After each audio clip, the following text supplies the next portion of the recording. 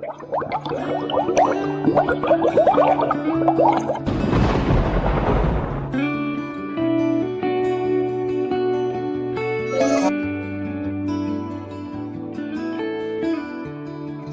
เป็นเพียงเส้นทางแห่งรักเก่า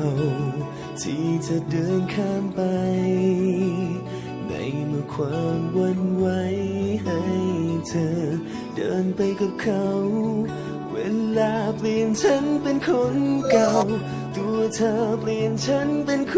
นเศร้าในเมื่อเราต้องเลิ